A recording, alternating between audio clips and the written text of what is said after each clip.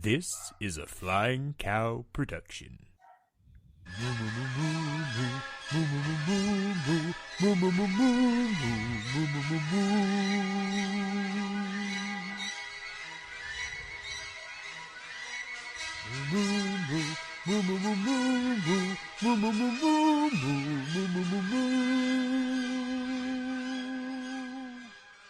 Well, hello and welcome back to Fantasy Food Showdown. My name is Clay Johnson, the Flying Cow himself, and here with me today to help me break down this episode of Tournament of Champions 6 is one of my returning co-hosts, Amanda VanHiel. Amanda, how are you?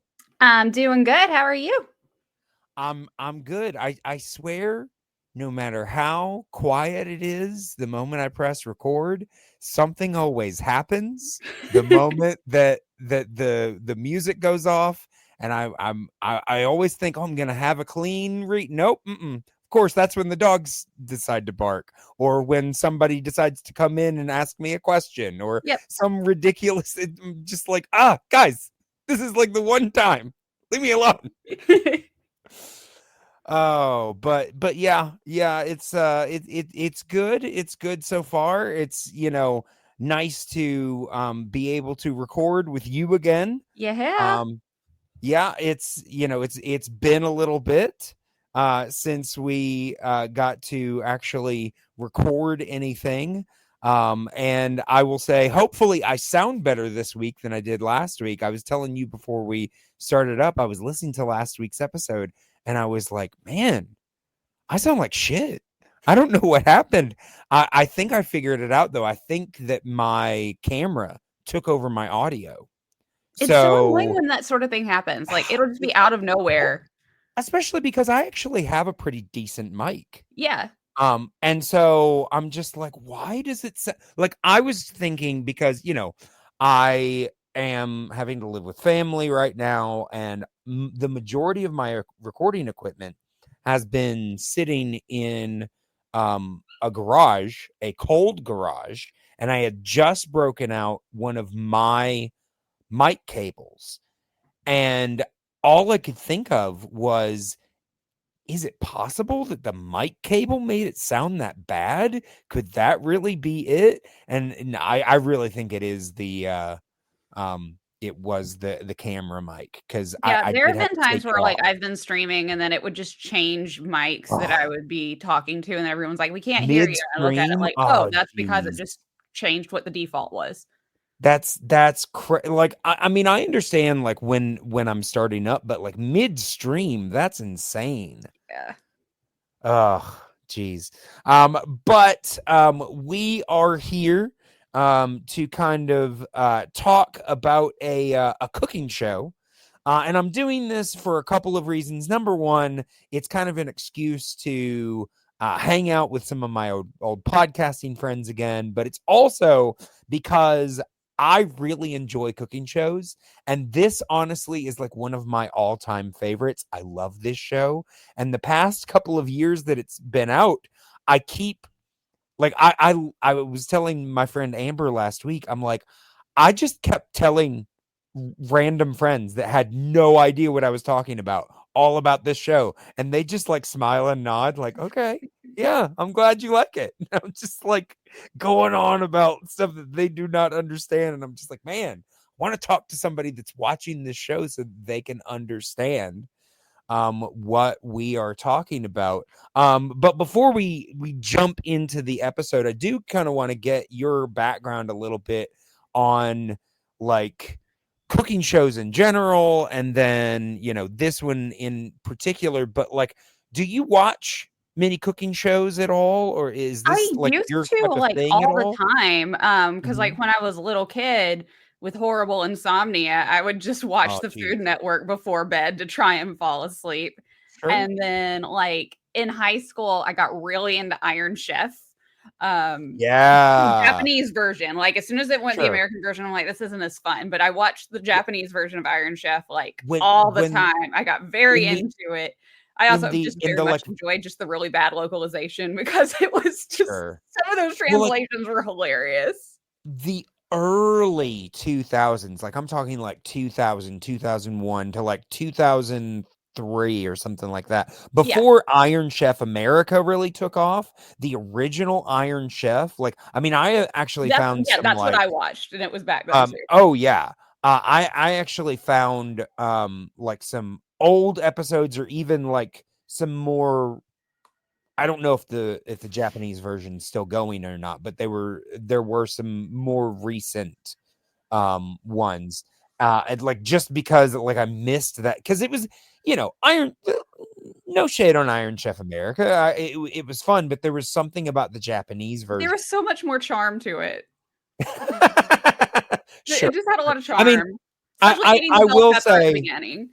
oh, right. Yeah, I will say because in the American version he changed it to an apple. Yeah, it's not the same. Yeah. The No, bell pepper it's was funny. well and also it's like look, I love Chris Dacascos, I think that's his name, the guy that played the chairman. Yeah, But in no existence did anybody believe that the original chairman was your uncle. It's just no. nobody thought that. But of course, he ended up in like the John Wick movies. That guy. Oh, nice. Yeah, I yeah. didn't know that. He was like the one of the main antagonists in. I can't remember if it was the first or the. I think it was in the first one. He's in one of the first couple. He's like one of the main antagonists, and I'm just like, geez, the chairman's coming for John Wick. Dang. But yeah, I mean, there was definitely something, I mean, I will say Iron Chef America did have Alton Brown. So, That's that true. was one plus.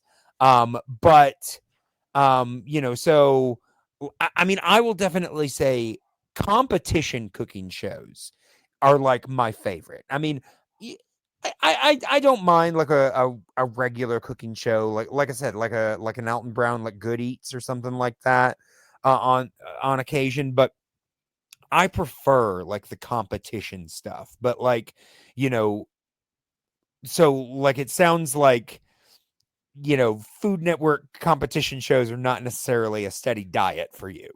I mean, I primarily just watch anime. That's my my Sure, steady diet.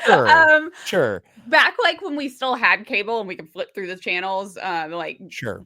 Dan and I would watch Chopped usually, and we would watch some of the shows that were on Food Ugh, Network then. can I I think it's just just now I say, don't think about it as much just because I don't realize it's there sure, because it's not on Crunchyroll. yeah. So that's my go-to. Sure. Yeah, no, I get the can I just say I miss the days when the go-to show for Food Network to run on repeat was Chopped. Yes. Now, at least on Fridays and Saturdays, it's Diners, Drive-ins, and Dives, Oh, which okay.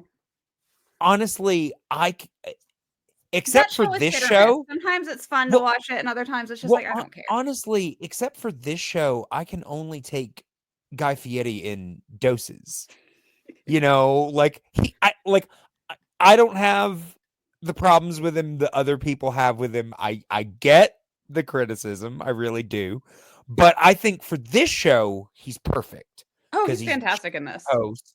He lets, and honestly, um now like he kind of just gets things going and then he really steps off to the side and other correspondents or whatever kind of take over along with the chefs. But yeah, so like I'm guessing you don't watch like Top Chef or I I've or watched it, but it has been a long time Food since Net I've or watched it. right. Master Chef is the other one I was trying Yeah. to think of. Yeah. Okay, so had you ever even heard of this show when I I asked had you to do not, this? no. Okay. But I am very invested now.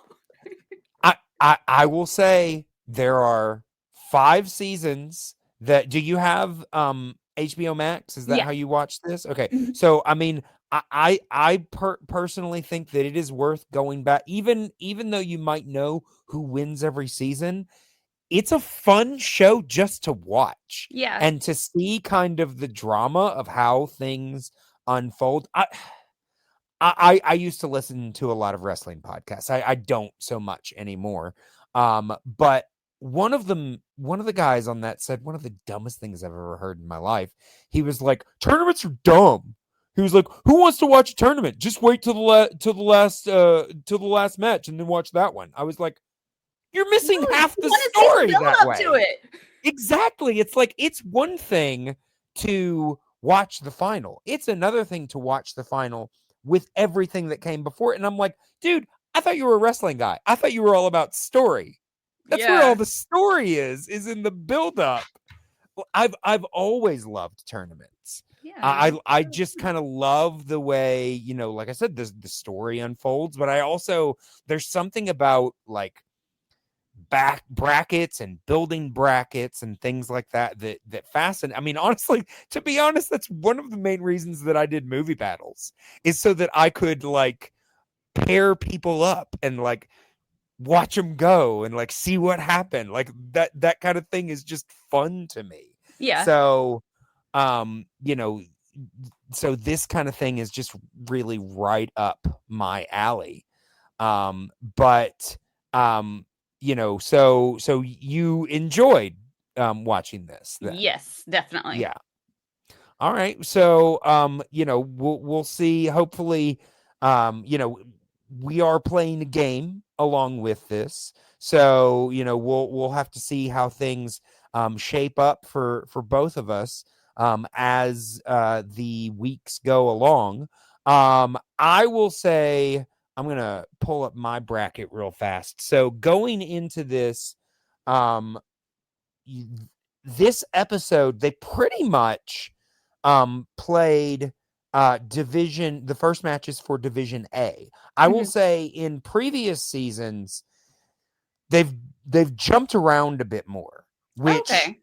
you know, when I was trying to set everybody up for being prepped for this episode, I was like, I want everybody's point projections, but I didn't want everybody to have to break down the point projections for every single first round match because there's 16 of them. And I'm just like, I don't want you guys to have to do that. Like that's a lot of work to do. You know, just for a game. So I was trying to figure out what matches they were doing, and I couldn't find anything online. And then when they started by like the third match, I was like, oh, they're just doing Division A. So hopefully they continue with that. I will say, you know, watching the next time, it looked like they were, you know, showing us competitors from Division B. So I think that's what they're going to be doing is just doing the 4 matches from each division. But you know, my bracket, let's see. So I currently have Jet Tila and Britt Rossino in the finals. Neither one of them played this week. Mhm. So, you know, that won't be coming into play quite yet. Yours, let's see. I want to pull yours up real quick because you actually posted yours like when I was in the middle of watching um the episode on Sunday. So your finals, and I will say I meant to actually ask you this off air, but you can tell me. So you currently have projected in the finals, and you were just guessing, right? So Because you didn't know any of these people. I look forward to going over. So the way I picked my bracket was based on who I liked better. And Okay. the way I decided on who I liked better is I was going through their Instagram accounts and Okay. like watching their Okay. videos and deciding like, okay, if they did ASMR videos, they automatically like lost points in my book because I could not stand ASMR. I can handle it if it's just like maybe watching a little bit of the cooking and maybe a little bit of the like sizzling sound. But as soon as they start doing that packaging ASMR, like where they're like cutting stuff open and like crinkling the packaging, I'm like, nope, not watching it. So you automatically are a loser in my book. So that's how I picked it. Or I would be like, well, I like this thing that they made, so this person is gonna win. Like the reason I put Maria in my Maria versus Antonia is because Maria specialized in tacos and I love tacos. So that was my reasoning. Or some might just have like just that star quality to them. So then they might get on. Or just I really like the way they explained how different things were done. Okay. So all right. So in your finals, you currently have projected Michael Reed, a chef that I really don't know very much about. He had a cute kid. See how. And he had, I liked his recipes that he had on his site. I liked the pancakes, and I like pancakes. And I was like, well, you win because you have a nice looking thing of pancakes. Okay. I think he was like in Miami, and I was like, okay, well, that's close-ish compared to other locations. At one point. And then you have him going up against Amanda Freitag in the finals. So I liked Amanda's because first of all, her name is Amanda, and also because I was about to say, I wonder how much of that had to do with the fact that that has part to do with it. But I like how versatile she is because she could do like the really complicated stuff, but she also does the really easy recipes that anybody can make and explains them and breaks them down easily. And so I was like, okay, I respect that. I'm gonna try out some of her recipes. And like, cool. Okay. I will say though, you didn't actually pick a winner. Oh yeah, because I don't know yet. Well, I mean, I get that, but you do have to pick one. Okay. It's part of it. Let me look at my picture. I mean, you don't necessarily have to do it right now, but we need to I am have saying one, that Kevin's the winner. There we go. Kevin has that star quality to him. That's why. Kevin's not in the finals. He's not. You have Michael and Amanda in the finals. Oh, okay. Well, then Amanda is the winner. She's a clear winner. Okay. Okay. Well, Kevin made it to the top 4 because he's got that star quality. That's why I voted for him. Okay. All right. So, are looking at Division A, the matches that they played in the first episode. You and I actually only differed on 2. Okay. On 2 matches there. So we'll get to that in just a second. So we'll go ahead and we'll break this down match by match. So the first match in episode 1 was Rocco DeSpirito versus Tim Love. Yes. And let's see. So the way that this gets played, like I said last week, is that they will spin the randomizer to basically decide, the protein, the produce, a special kitchen utensil that they have to use, a style, and then later in the competition it will be time. But for the first round, the time is always set. This year it is set at 30 minutes. So everybody is going to have 30 minutes in round 1. And so they made that last thing a wild card ingredient. And so for in this first round, the protein was flank steak. The veg is rainbow carrots. They had to use a food mill. It had to be breaded, and they had to use canned pineapple. So looking at those ingredients, if somebody told you that you had to make a meal out of those ingredients, would you have any clue what to do with any of that? I would probably go with something on the spicier side because of the pineapple. Okay. But that would be all I could think of.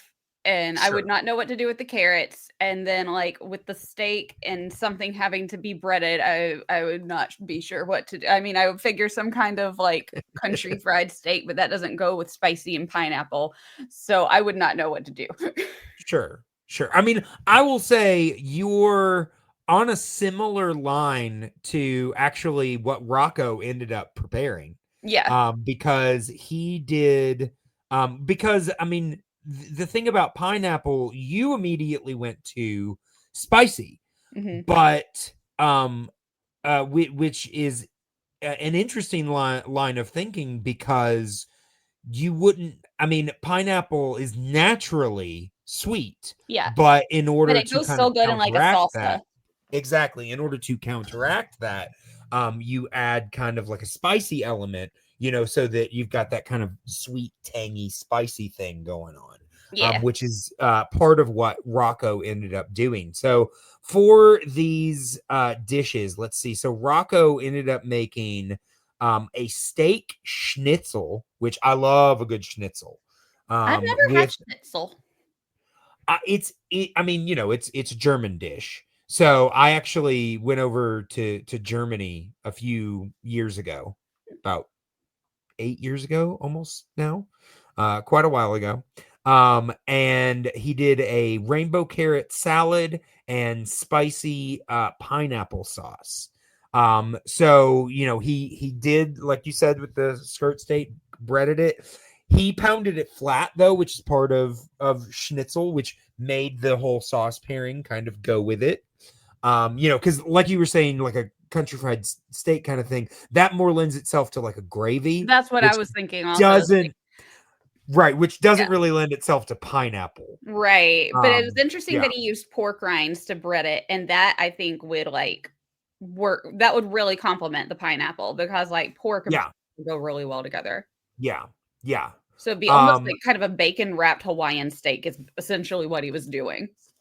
sure. Yeah. German And style. so yeah, exactly. And then let's see. So Tim Love made a flank steak and pineapple curry. So, all of that was in a curry with a carrot pesto and fried flank steak on top. So it was basically like diced flank steak that he Mhm. kind of made into like crumbles, that he like crumbled then on top. When I first read that description, I was like, wait a minute, he made flank steak with flank steak? That doesn't really make sense. But then I saw what he was doing, and I was like, oh, okay, so he's doing like a crumble thing with it, which I thought actually was pretty creative.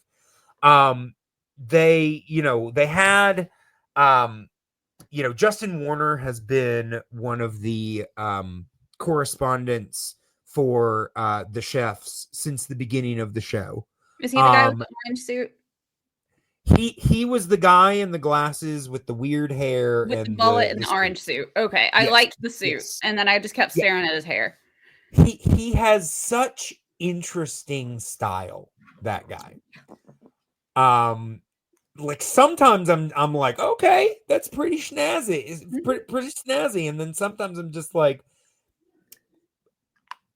that Justin, you're the only person I would expect to wear that kind of thing,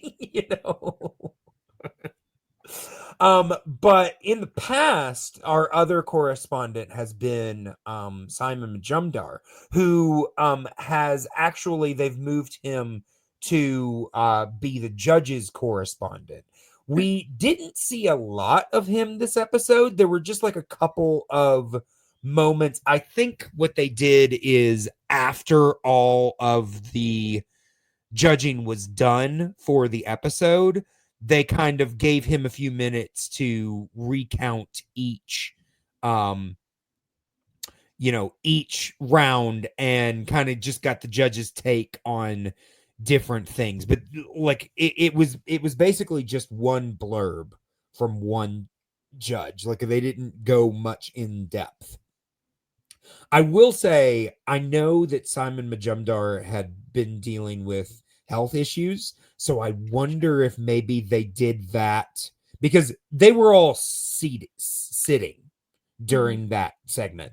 So I wonder if basically it was a way for him to still be involved, but also, it wasn't going to take much out of him. Sure. Which, I mean, sucks that he's been dealing with the health stuff, but I'm glad that he was still able to be involved. Right. But to replace him as the other, chef correspondent, they brought in actually one of the former champions from a previous season, Tiffany Faison.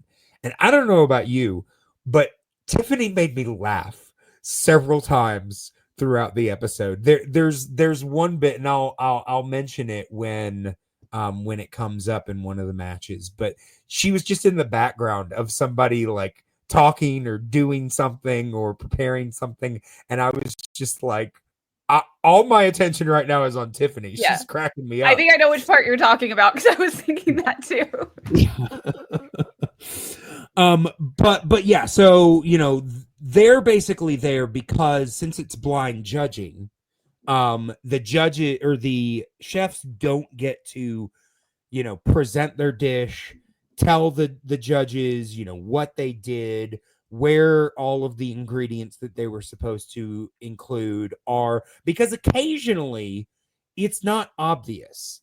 And like, if a judge is going to take off for that, well, that's not fair if they're not able to, I mean, a judge could still say, I get that that's how they chose to use that ingredient, but I don't think it's the best use of it. That's completely fair. But for them to not know where it is and then take off points because they don't think it's included, that's not fair. So this way, because the judges don't even know who's competing, it makes sure that there's absolutely I mean, can we say 100%, because these guys are all friends, can we say 100% that somebody's not gonna take a bite of Antonia Lafaso's food and know this is Antonia's? No, we can't say that. Yeah. But at the same time, you never know. Some other chef might be cooking just like somebody else that day or something like that. We've definitely seen people switch styles, and this way there's no chance of even perceived bias. But this way the contestants still get their perspectives heard. That's good. That's smart. Is the idea. And there's a good chance people talk and they'll be like, hey, these are the people who are going to be in this set. There's NDAs, but people break NDAs all the time. Yeah. Oh, I mean, we see the leaks on social media. That's how leaks happen.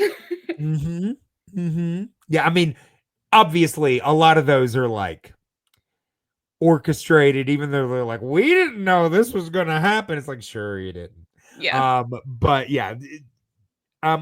So this is what I want to ask. In watching this, was there a person who, because obviously we picked our picks before the episode even started. We didn't get to root for people as it, progressed. We chose people before we even saw them. But as you were watching, was there a dish that you were like, oh, that's actually the one I'd want to try? Oh, yeah. Between these two, the one that Rocco made, I was the most interested in. Like, I love me some curry, but I thought it was odd that it was curry with no rice, and because curry has to have rice. Sure. But Rocco's dish sounded really good, and so I was glad he was my choice. Because sure. I judge based on their Instagrams and pictures, and I'm like, well, Rocco looks cooler than Tim, and Rocco's a cooler name, so he gets 2 points. And then I saw like what he was making. I was like, well, that's kind of similar to what I would go with, and something along those lines. And yeah, I was about to say when you were just saying what you would make, it was very similar to what Rocco ended up making. So yeah. So I would eat it. Would I eat the curry also? Yes, because it was made by a chef that knows what he's doing. I mean, there's probably nothing I would not eat from this. Well, I wouldn't eat it because I'm allergic to dairy. But aside from that, yeah.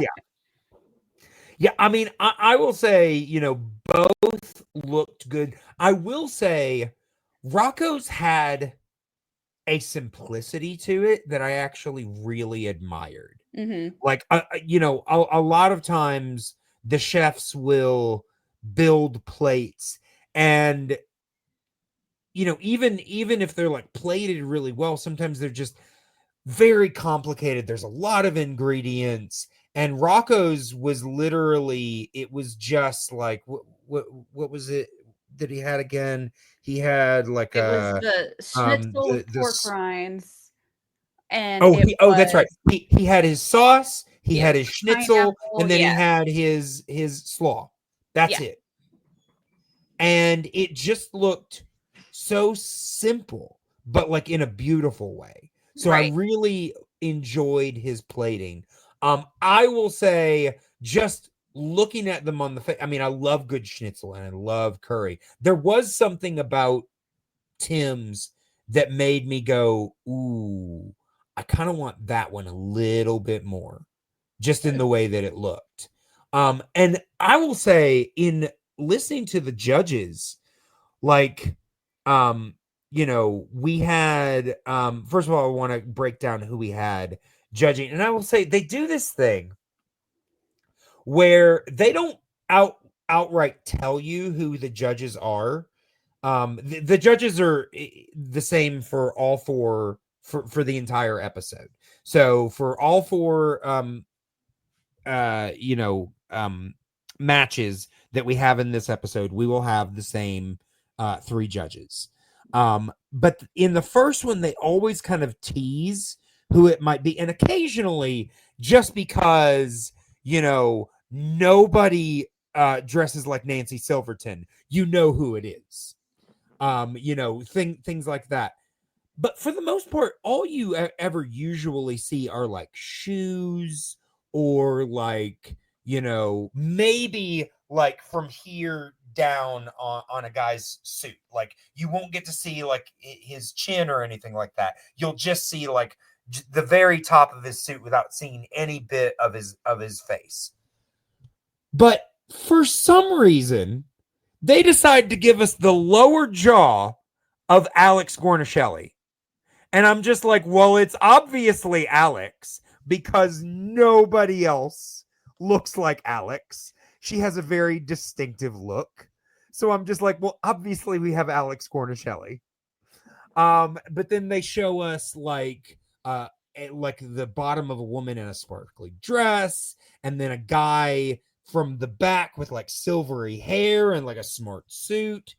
And like for like half a second, I'm like, okay, did they get Jeffrey Zakarian? You know, who's that? Of course, Manit comes out.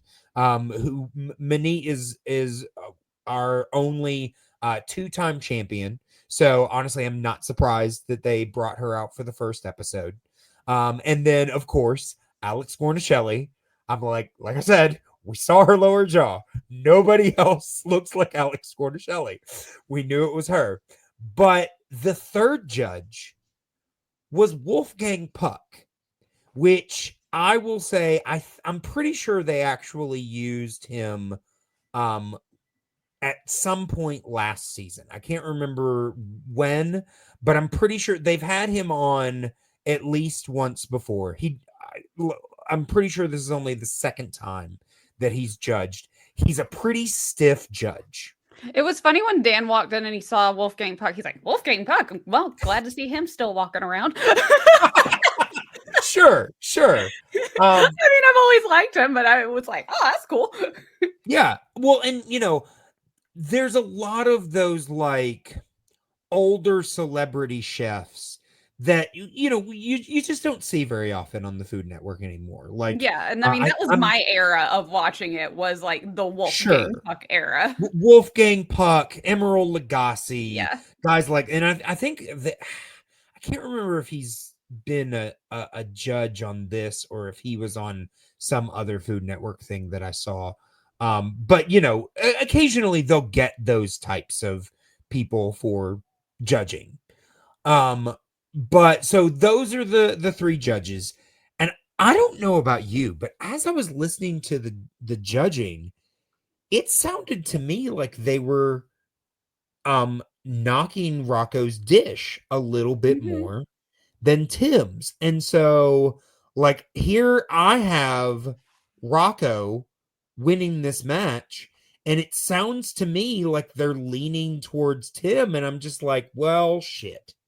Yeah, because Because, like, it was Manit and Wolfgang seemed to like his better yeah, I can't remember the exact things because of the that they spices. said.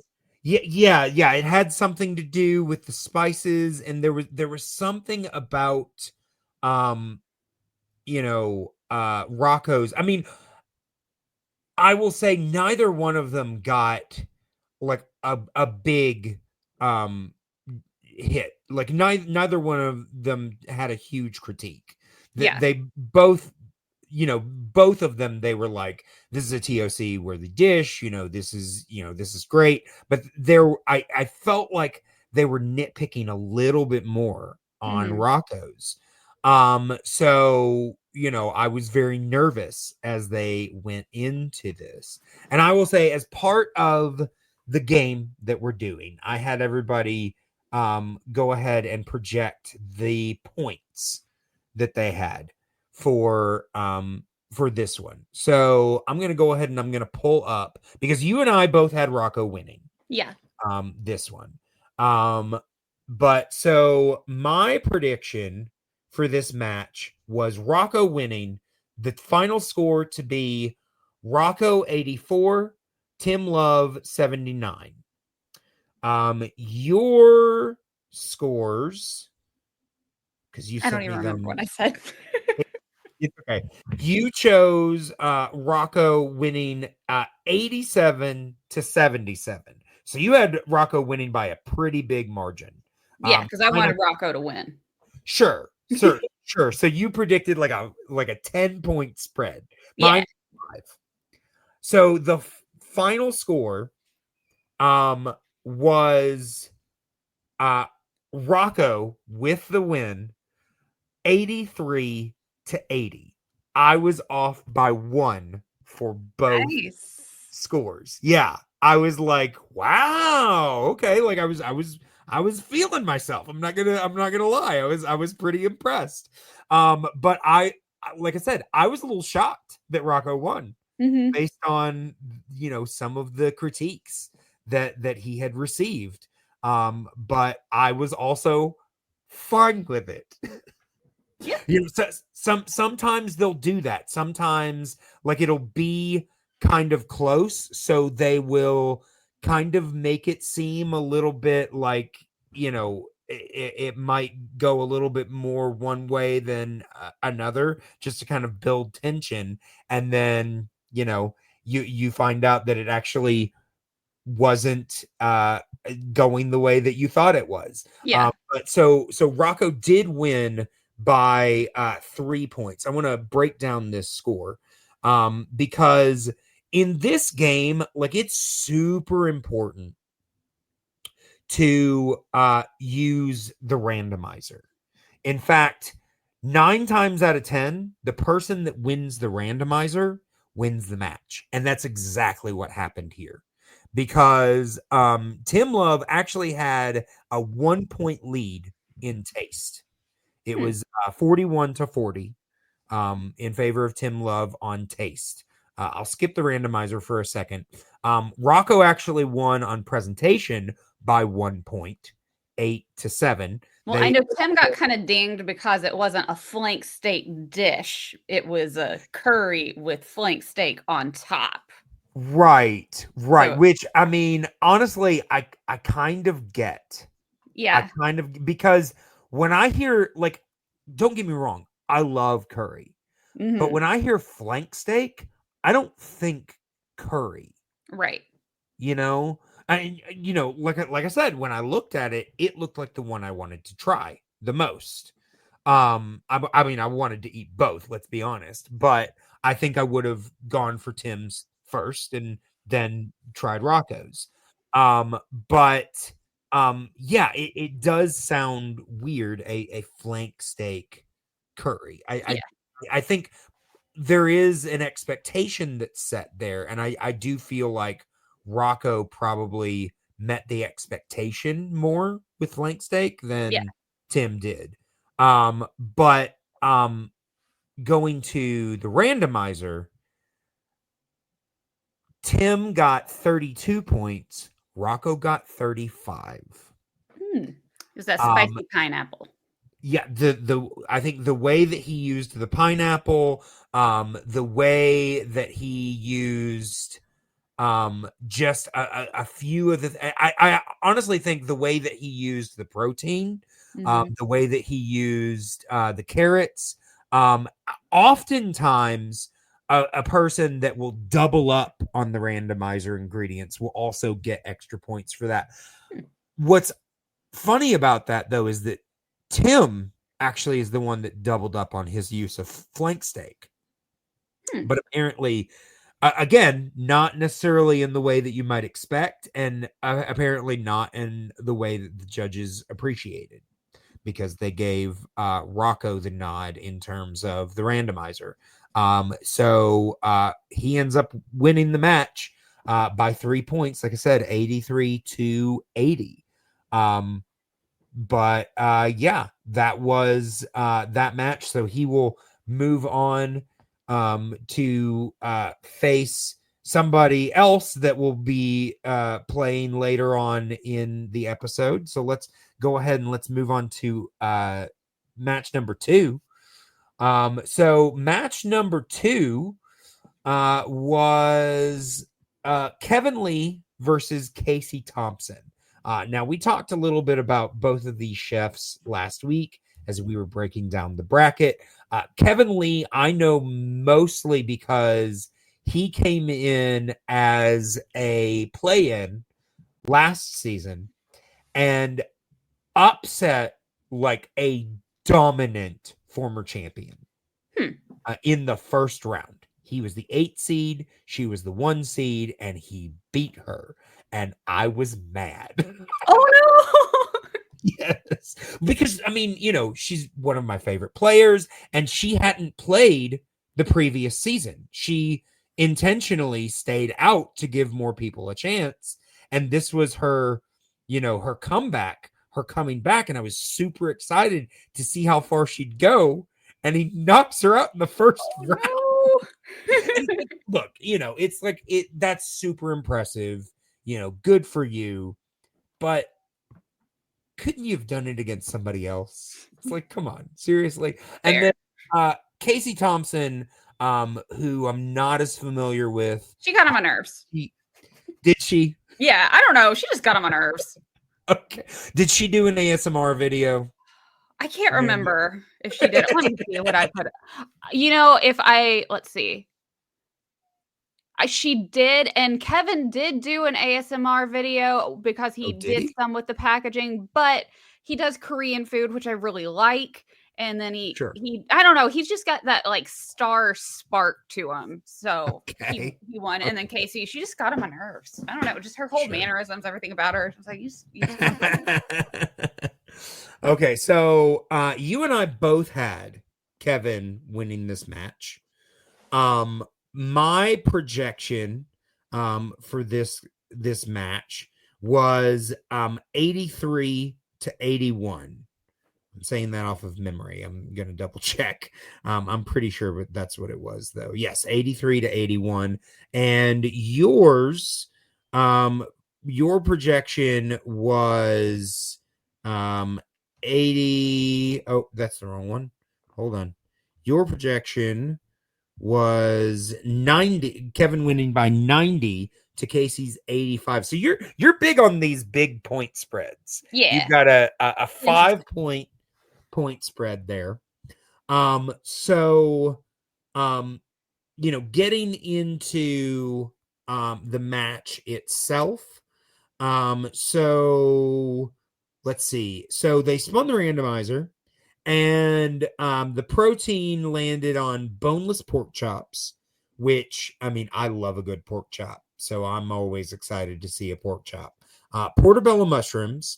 They had to use the air fryer. It had to be creamy. And their wild card ingredient was bread and butter pickles. I was so glad I didn't have to cook with those ingredients. Okay, what about that is not appealing to you? Just cooking with the bread and butter pickles. Like, I Sure. don't know. That just seems weird. Sure. Like, I love mushrooms, and Mm-hmm. pork chop to me is hit or miss. Like, it can be okay, or sometimes I'm just like, whatever. I mean, I will say with any protein, the key is cooking it right. Yeah. Because, I for the longest time when I would visit home, every time I would come home, my mother would make me cook chicken because she was like, "You make it so well." And it's like, "Yeah, I just know not to dry it out." Because most people that cook chicken cook it to death because they're so afraid of undercooking. Yeah. Whereas I have always, you cook it enough, you finish it in the oven, you don't have to be afraid of moist chicken. Chicken, obviously, but you don't have to be afraid of chicken being moist. Yeah. It's good. But yeah, I mean, it's the same thing for pork. People have a tendency to overcook pork because they're afraid of that pink. Honestly, a little bit of pink in pork is not bad. Yeah. You probably are not going to find that in a restaurant, but when you're cooking it at home, you can leave a little bit of pink and be completely safe. Yeah, I feel like most of the pork chops I've ever had have been like really dry. Yeah, because people are afraid to undercook it. But yeah, I mean, like I said, I love a good pork chop. I discovered a love of mushrooms really within the last like 8 to 10 years. So I don't know that I've actually had a portobello mushroom.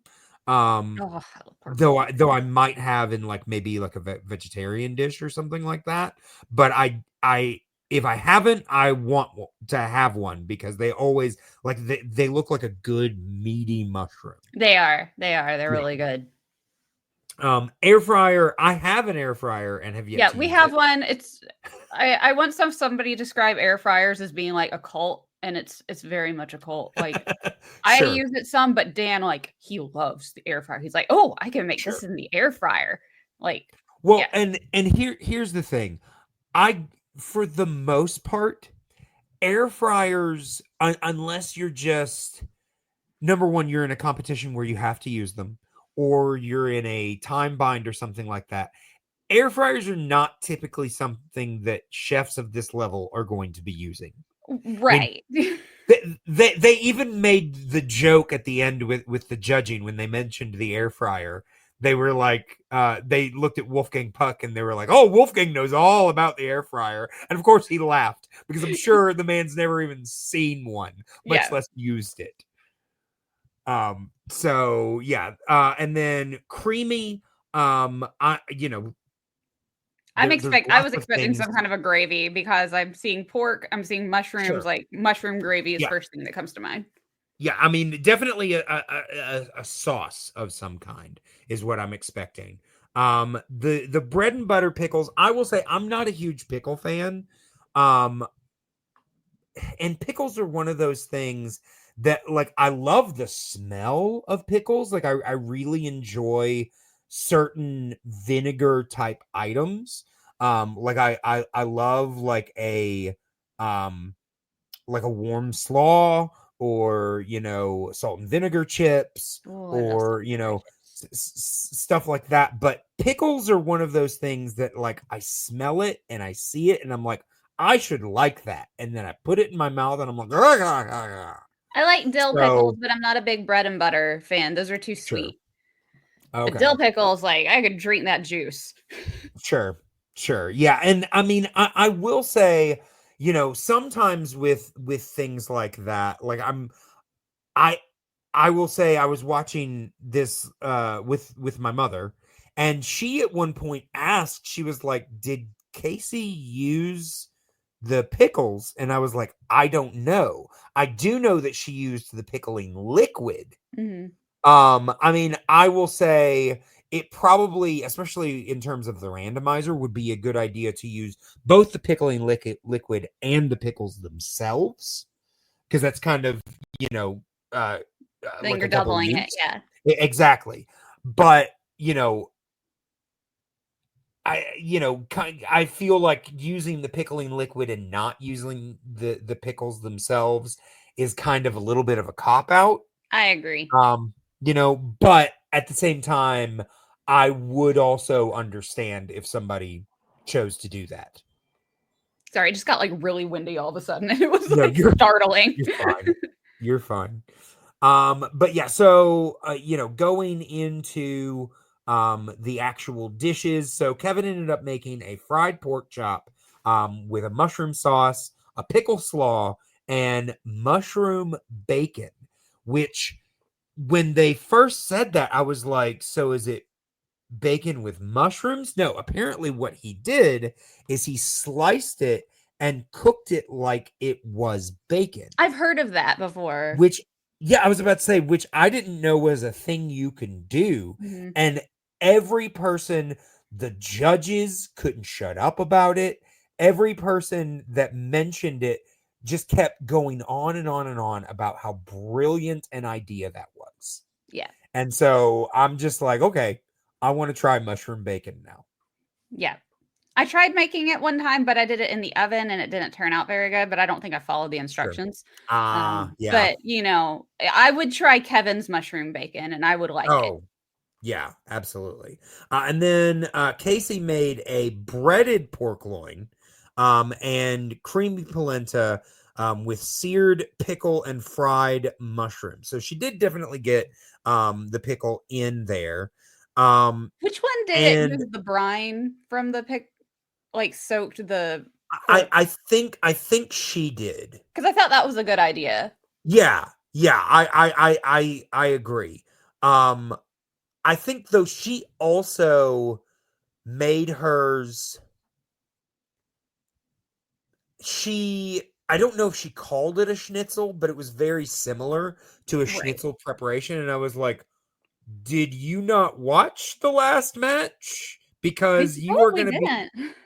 Because but we often will see contestants in future matches watching the current match. But I'm just like, do you not realize that you're about to feed the judges schnitzel for the second match in a row? To the point where the third match, when they didn't get a schnitzel, Wolfgang was like, "We have no schnitzel! Yay!" I remember that.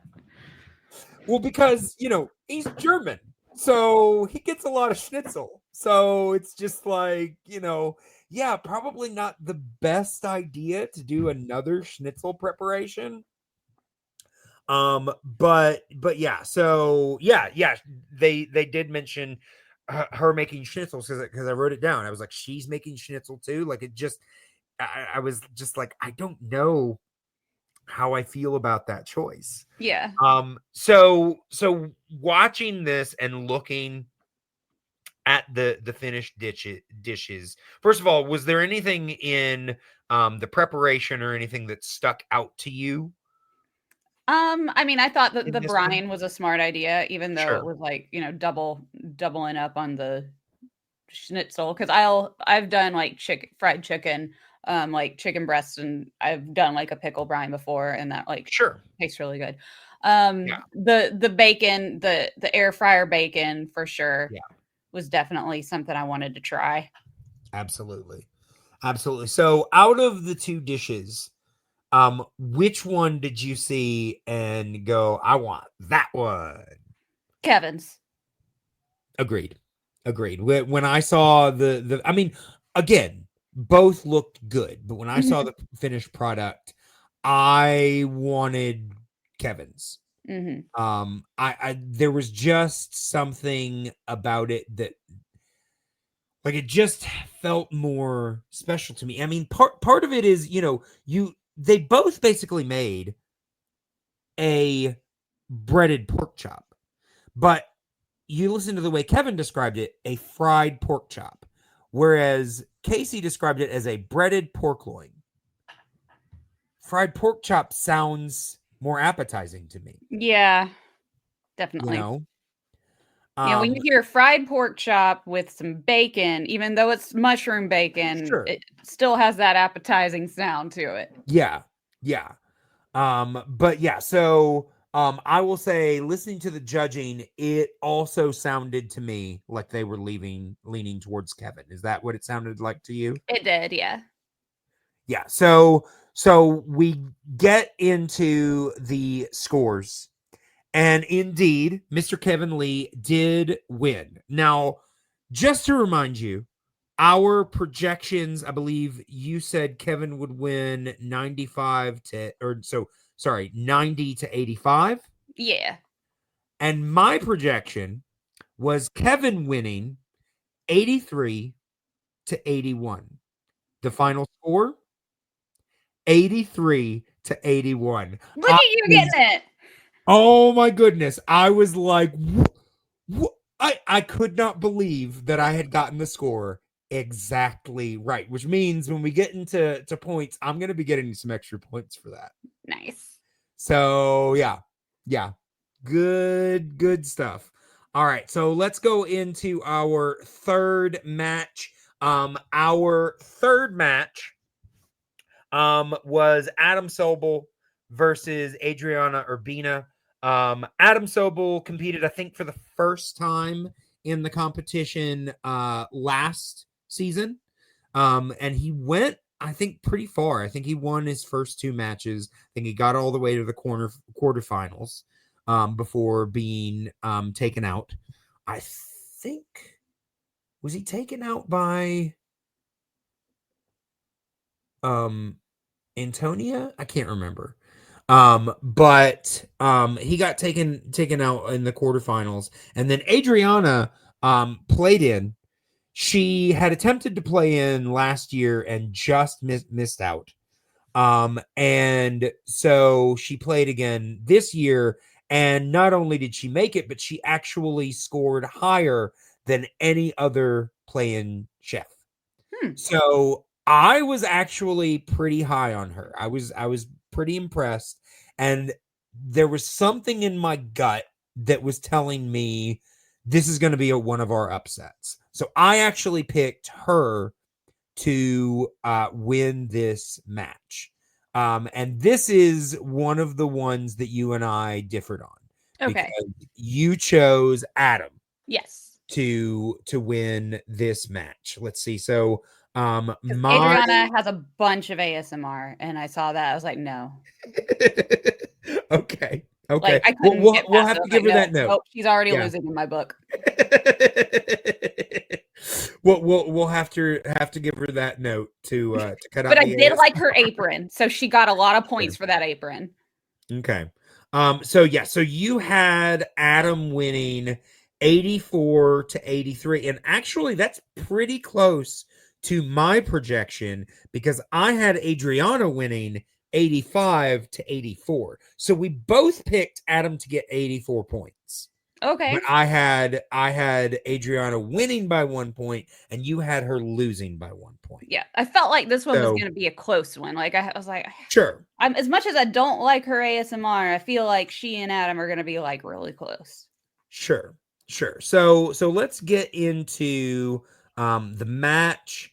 So on the randomizer for the protein, they got little neck clams, broccolini as their produce. They had to use a blowtorch. Something had to be smashed, and they had to use black tea. I will say this one was one of the ones that I was like, what the hell are they going to do? Mm-hmm. Because this did not feel obvious at all to me. So sometimes, you get fried pork chops and, carrots. That's pretty, it's like, you can do something with that. Yeah. You get, pork chops and carrots, you can come up with something. You get clams, broccolini, and black tea and something smashed. It's like, what are you gonna smash? You can't, because you can't smash clams. Yeah, smash. Just take a mallet and start smashing them with the shell. I'm just like, what are you gonna do there? So, this one really threw me for a loop, and it threw them for a loop too. You know, it was definitely kind of a difficult thing to get their heads around at first. But they did. Adam ended up making clams and andouille. He said andouille. I heard that too, and I was like, I thought it was andouille or something like that. I've always pronounced it andouille. I mean, andouille, yeah. I mean, I will say, when I was, I'm originally from Arkansas. Louisiana was one of the places my dad liked to go on vacation. So, I went to Louisiana a few times. I've visited there several times, eaten a lot. The way I've always heard it pronounced is andouille. Mm-hmm. I've never heard anybody say andouille, but maybe it's a regionalism. Who knows? But I'm gonna go with the people from Louisiana on this one. But with that charred broccolini, black tea, clam broth, and smashed potatoes. I mean, as far as smashed potatoes is kind of like the first place you assume that somebody's going to go. I will say in that, while I looked forward to the idea of the smashed potatoes, I was also like, I don't think you're going to get many points, many randomizer points for that, because it is the most obvious place to go, So Adriana made black tea plantain tortilla, an artichoke puree, smashed broccolini, and sautéed clams. So, I will say, there was definitely a difference in the approach here, because while Adam was obviously making his focus the clams, Adriana was really focusing on the black tea and the black tea infusion, and like using her like plantains and stuff like that. And there were a lot of aspects to that I really enjoyed. Yeah, like I would love to try those tortillas because I love plantains. Like freaking I do too. Plantains. I do too. Love plantains. The first time I ever had plantains, I was in Miami and got introduced to it by a little Cuban lady. Made some of the best arroz con pollo I've ever had in my life. Like literally to this day, I have a hard time ordering it at restaurants, because every time I do, it always disappoints, because I'm like, it's not the same. It's not the same. But she also made these like plantain fritters. Oh, it was amazing. So good. But so I'm always intrigued when somebody uses plantains. And I will say, her doing the smashed broccolini, I was like, okay, that's not typical. If it works well, I think that could actually give her some points. My problem with her is that she didn't even start her clams until the last 10 minutes of the cook, which I was like, look, I get that clams don't take long to cook, but that's too late to start your main protein. It just is. It really worried me. But I will say, this is the match that in the background, I think because Tiffany was with Adriana, and Adriana is like making something, and I look in the background, and Tiffany, like, she's not like doing anything in particular, but she's just like bouncing around the kitchen. Yes, I saw that. I was like, where did she go? Okay.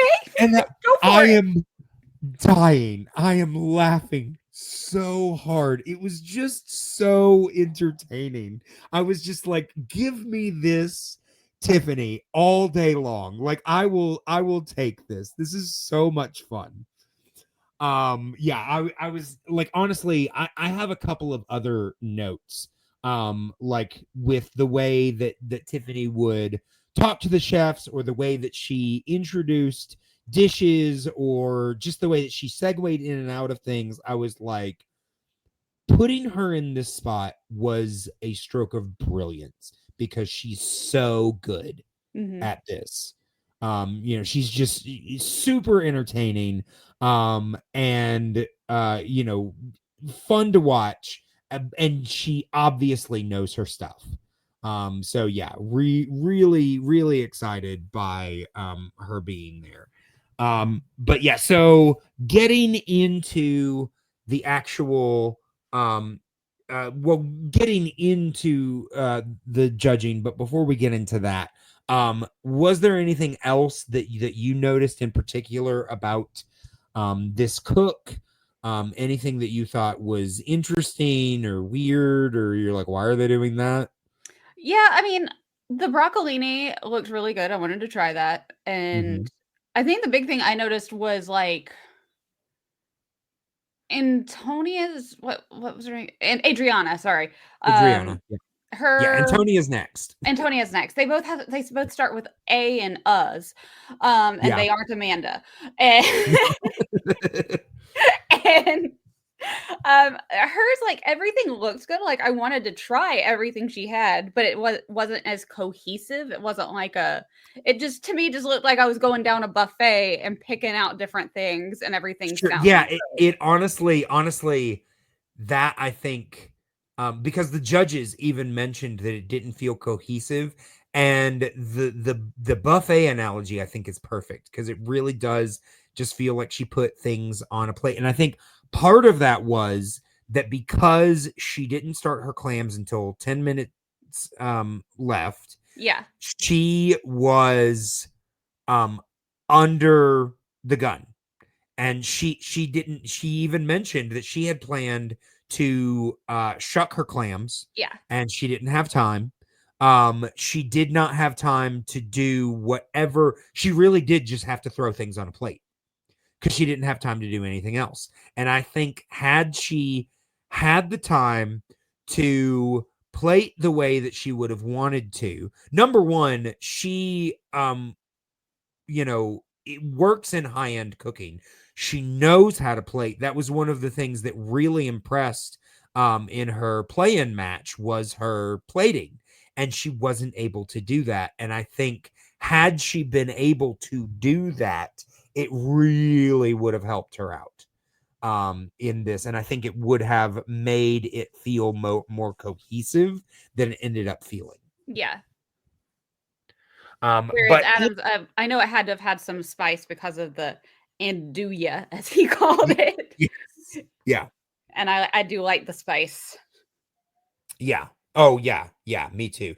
I will say, looking at the plates, it hurt me, but I was like, I gotta give. I want to try Adams more than I want to try Adriana's, even though I really want to try that plantain tortilla. It just the plating was a mess. Yeah, it's like none of it went together. I'm sure everything was delicious, but it did not go together. Whereas Adams, everything like went together. Yeah. Yeah. So, and the judges, I will say the judging for this one, there were more critiques in this judging for both of them than I think there had been in the first two matches put together. Like, it felt really mixed. Like, my mother asked me, she was like, who do you think is going to win? I was like, it feels really mixed, but if I had to give a slight edge, I would give it to Adam. Yeah. So yeah, going into, the points, I really was not sure how it was going to break down because like it it just didn't sound like as highly positive as the previous ones had. I mean, let's not forget, these are still high-level chefs. They made something way better than either one of the two of us could even touch. Exactly. But, you know, it sounded like it wasn't either one of their best dishes. Yeah. I do really quick want to mention, simply because I forgot to mention it in the last one, for Kevin versus Casey. Kevin won on the randomizer because they were actually tied, 39 points on taste, and 8 points on presentation. He got 2 extra points, 36-34 on the randomizer. But going into Sobel versus Adriana, Adam won. He won by 5 points, but it was the lowest scores that we've gotten in this episode. He won with a score of 79 and she got 74. He beat her in every category. He beat her by 2 points in taste, 38-36. 1 point for the randomizer, 33-32. 2 points on presentation, 8 points to 6. I think that if her presentation, if she had things finished the way that she wanted to, number one, her presentation probably would have at least been tied with him. Yeah, definitely.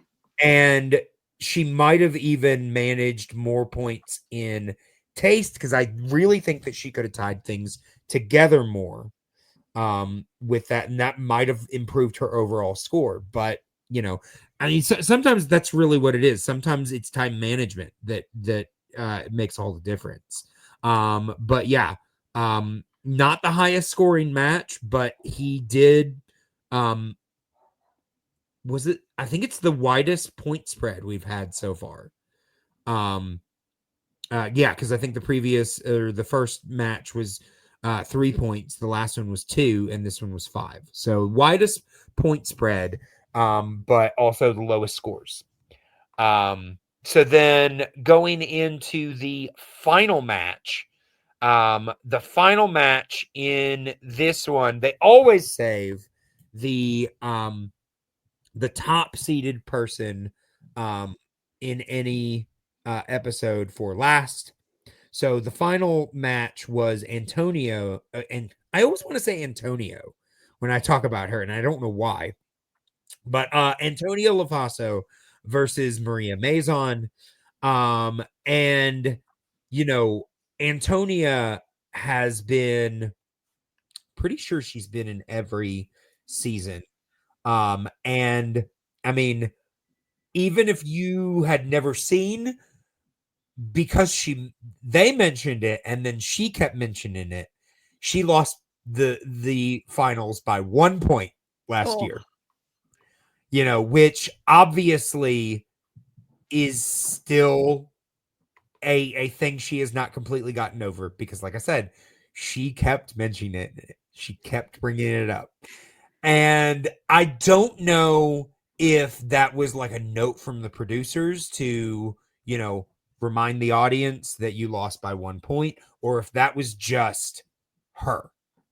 I will say, she has been visibly hungry to win this tournament for quite a while. So I definitely think that a good bit of that was her. It's definitely possible that the producers decided to turn it up a little bit, but I do think that a good bit of it was just she came by it honestly.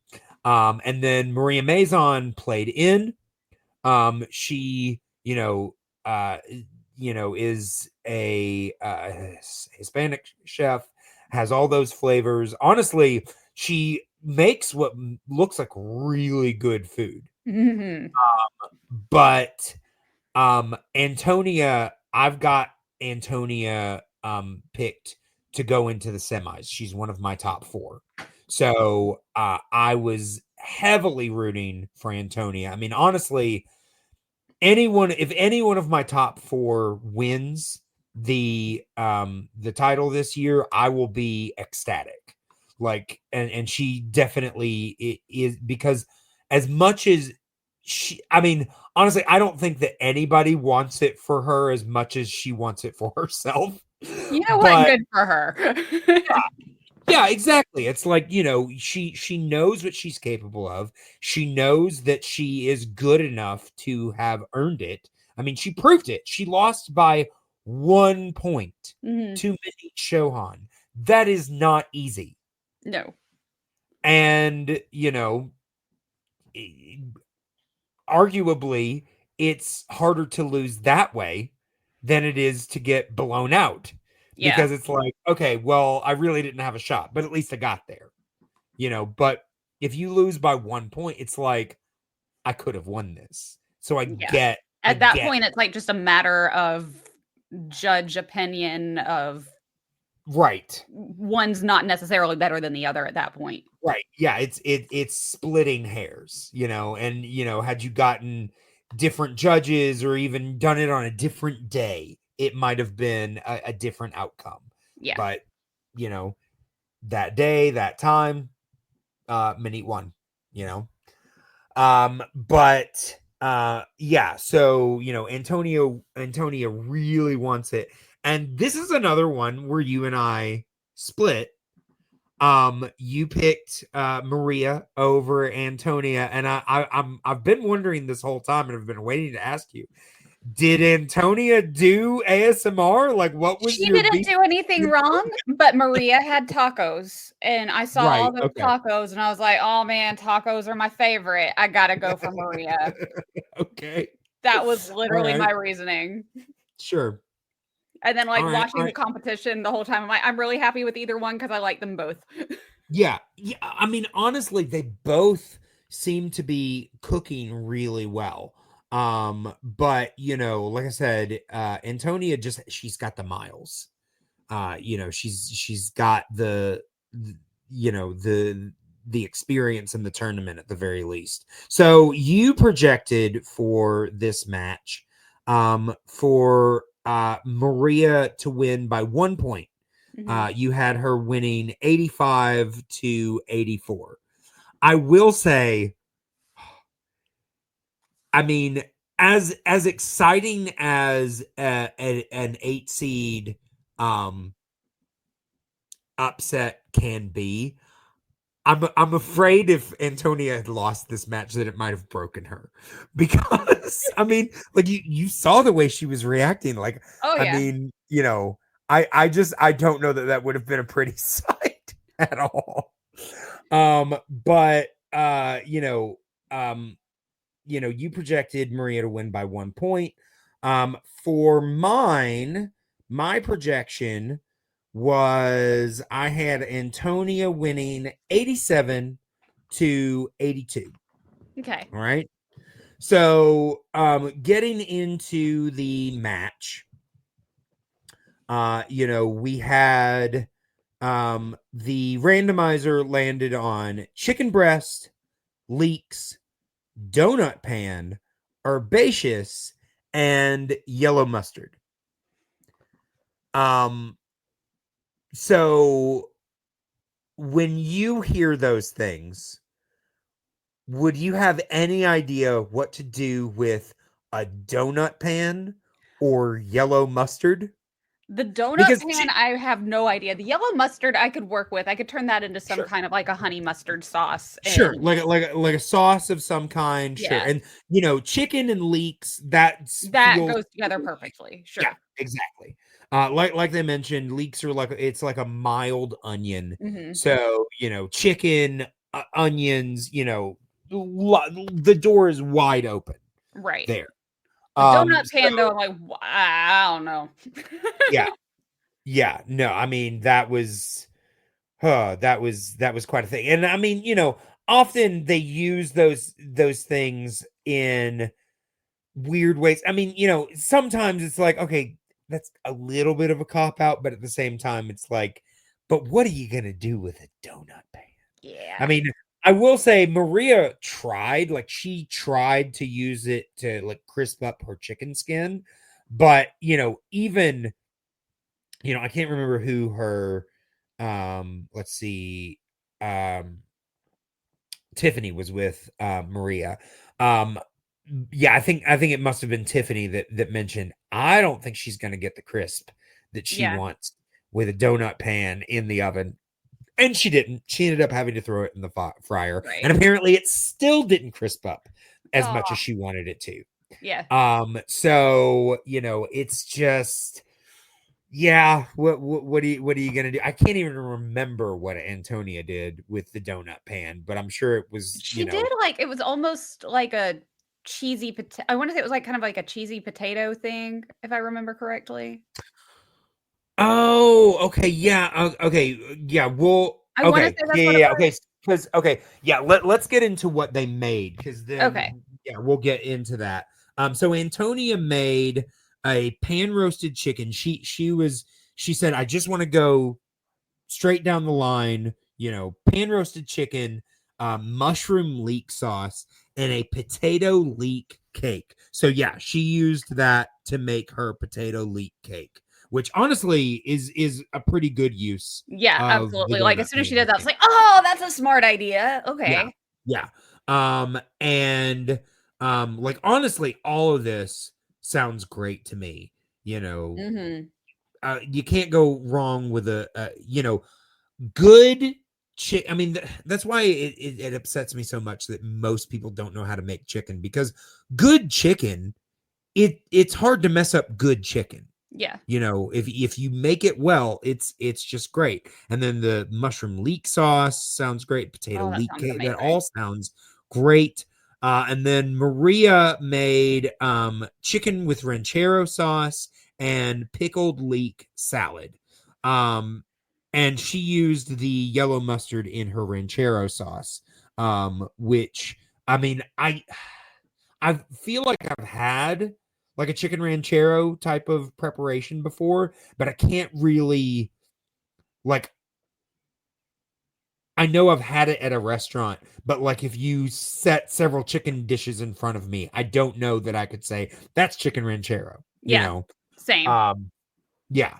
But I do know that, if you gave me chicken ranchero, I'd be like, oh, I've had this before. And then you'd say, oh, that's chicken ranchero. Oh, okay. That makes sense. Yeah. I would be like, oh, I recognize this. Okay, cool. Yeah. It's good. I like it. Yeah, exactly.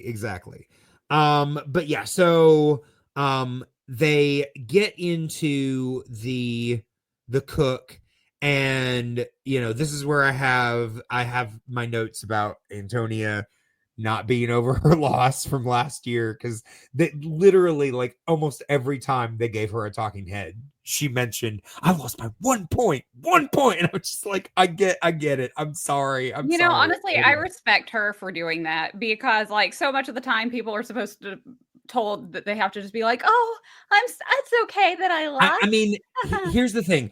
I could understand if somebody watched this for the first time and got annoyed with Antonia, like, get over it. But at the same time, she is being her authentic self. Yeah, I respect it 100%. And we'll get into it when we talk about the judging, but she was really in her head.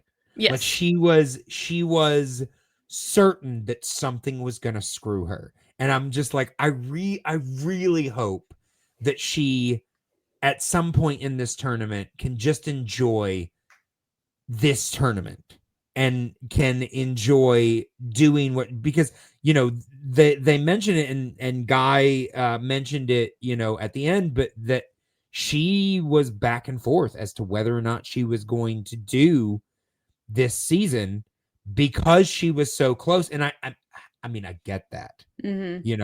I have been there where you get so close to accomplishing something and then you don't get it. And honestly, like, you might think looking at that from the outside, oh, well, of course you do it again. You got so close. But honestly, that's No. almost when it's harder, because it's like, because I got so close and I didn't think I could get that close. I don't know if I can get that close again. Yeah. I get that. Yeah. You know? There's a reason why I don't do much theater anymore. Oh, that's sad.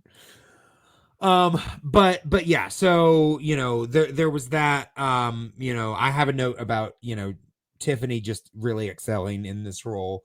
But there's also a bit, because one of the things that they were supposed to do, one of the style was herbaceous, which is basically just means include a lot of herbs, very herbal tasting. Yeah. But yes, but not just to include herbs, but it needs to have that earthy, herby taste. Exactly.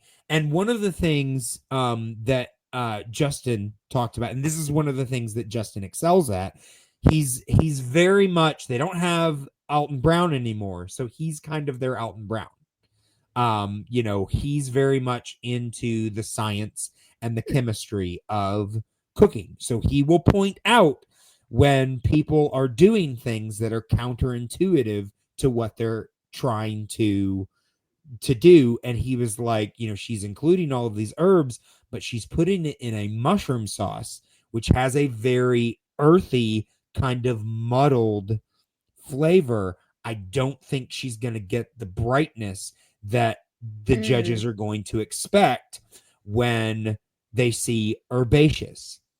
And he was right, because the judges mentioned that in the judging, that they were expecting a bit more brightness from the herbs.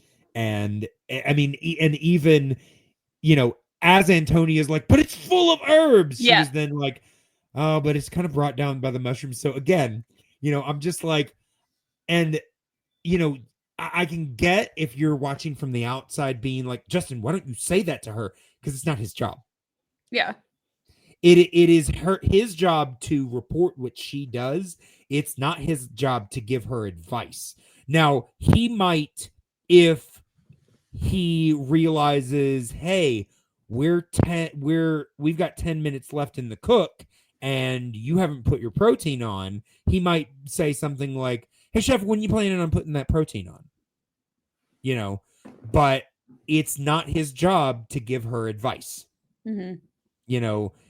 He's completely in his right to say something like, hey, when's that protein going on? Because that's just him, checking in with the dish. But for him to say something to her like, hey, Antonia, if you put all those herbs in that mushroom, they're going to get lost. That's not for him to say. It's really not. So, it's tough, but sometimes they got to watch things like that happen. But yeah, so, I'm hearing this and I'm getting really nervous for Antonia. And, she forgot to put the leeks on top. Yes. Okay. Yeah. Because, she had, she's played this game. She knows how to play the game. She knows how to utilize the randomizer. So she knows that the best way to get points for the randomizer is to use the ingredients in as many ways as you can. In assuming that they are going to be ways that are going to prop up your dish, obviously. So she decides that she's going to, dice some leeks and, fry them up and add like some texture and some crunch and everything to the dish. And you're right.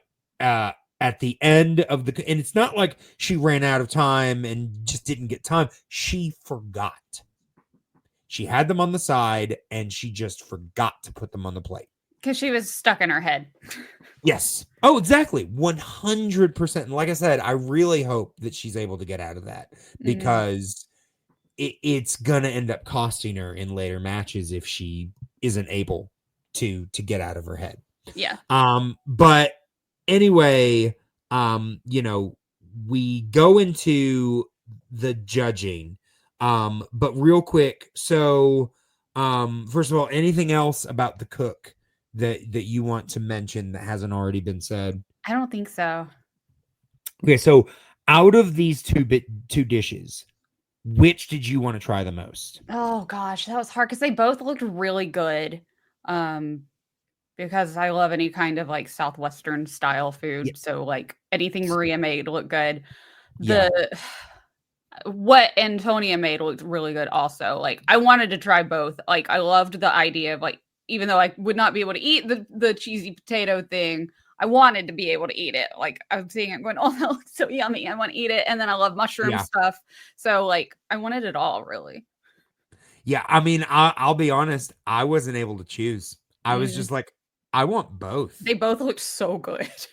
They both looked so good. And then I don't know about you, but, I mean, let's be honest. It was probably in the editing. They probably wanted to build the tension, but something about this judging, I had no clue.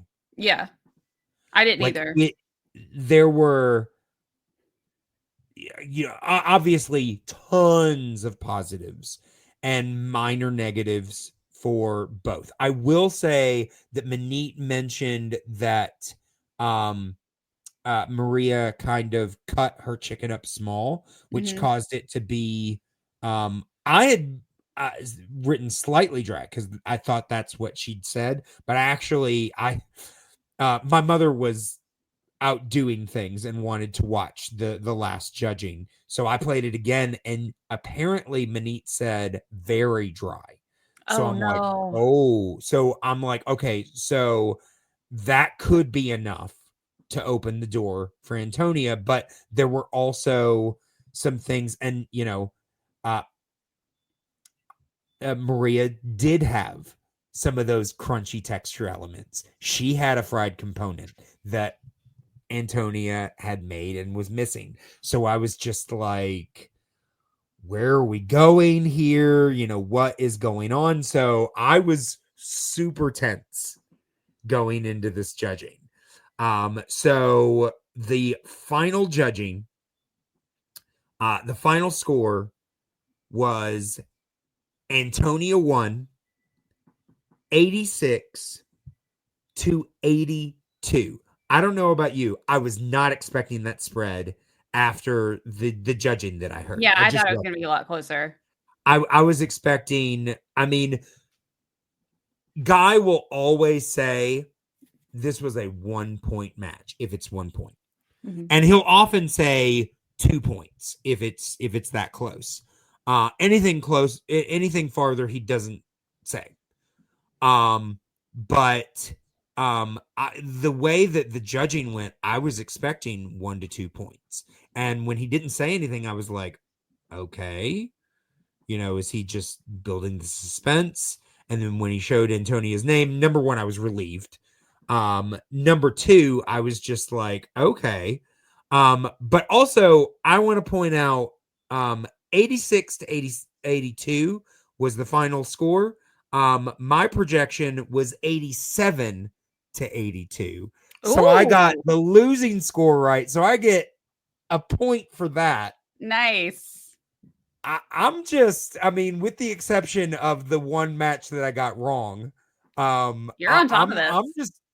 I'm doing really well as far as the points are going. But so far you and I both lost one match here. Yeah. But we both only lost one. Yeah. So that's still pretty good. As far as the breakdown of the score, so Antonia basically beat her on every level.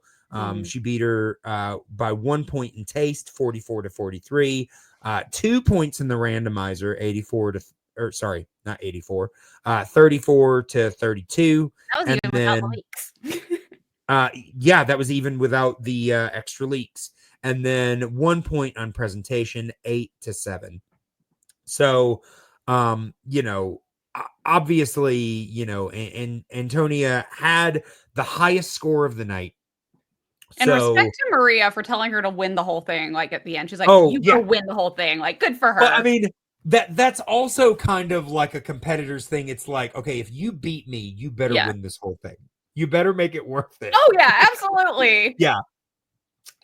But yeah, I mean, also I think a lot of people you're going to find a lot of people rooting for both Antonia and Jet, because both of them have been so close so many times, and it just doesn't happen for one reason or another, you know? And so yeah, you're going to find a lot of people rooting for both of them. But I do want to take a second, if I can, you know, put this together and you know, kind of let everybody know how the two of us did in this episode. So we got 3 matches out of 4.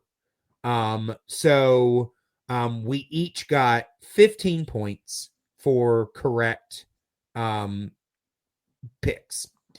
And then I got an extra 5 for my 100% projection on the Kevin Lee match. Nice. And then I get an extra point on top of that for my pick of Maria's score. So I ended up with a total of 21 points. Sweet. Nicely done.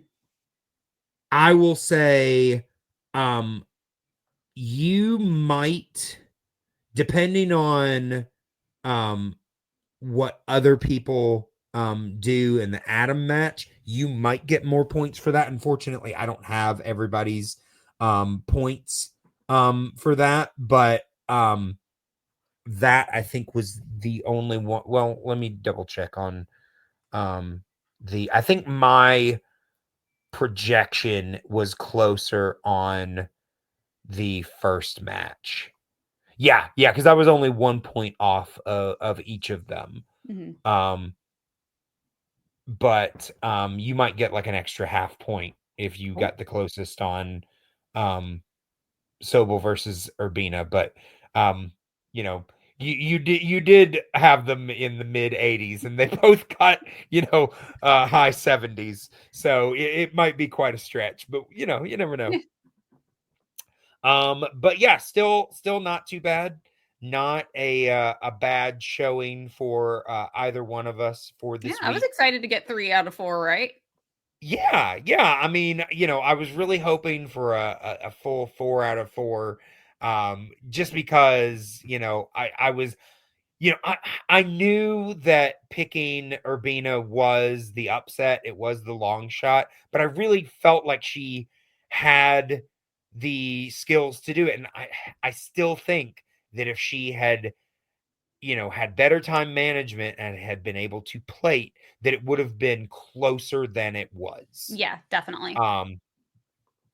But yeah, so next week, so far as I am aware, the matches should be Britt Rossino versus Chris O, Stephanie Izard, Iron Chef Stephanie Izard versus Michael Reed, Kalina Bliss versus Chris Cosentino, Shota Nakajima versus Brittany Anderson. And that Britt match, the Britt Rossino match, will probably be played last because she's the 1 seed. But yeah, those should be the matches coming up for next time. And I believe I've got Lauren Collins lined up to be in that match. I haven't heard from him 100%, but he hasn't said no. So hopefully that works out. But yeah, anything else that you wanted to mention before we finish this up, Amanda? Well, I am now very invested in this show, and now I'm gonna have to like look forward to Sundays. Absolutely. I mean, I will say you'll only get it on Sunday if you watch it live on Food Network. Oh, okay. You'll have to watch it on Monday if you wait Okay. for it on Max. Cool. But you know, That's what Dan and I will do when we get home from Kung Fu on Mondays for the next, there you go. like, however long this runs. There you go. All right. Well, yeah. Sounds good. I do want to let people know how they can get into contact with us. Of course, you can contact us on all of our socials, at the Flying Cow Pod on Instagram, Blue Sky, and Twitter for as long as I have to keep it. And then you can email at theflyingcowpod@gmail.com. You know, obviously the tournament has started, but you know, if you want to send in your points picks or even your, you know, let me know how your brackets are doing. That would be great. It would be great for you to interact with us. You know, let us know what you're thinking. But yeah. Amanda, thank you again for being here with us. It was great to have you as always. Sure. Thanks for having me on. Absolutely. And like I said, we will be back next time with the new episode. But until that time, moo.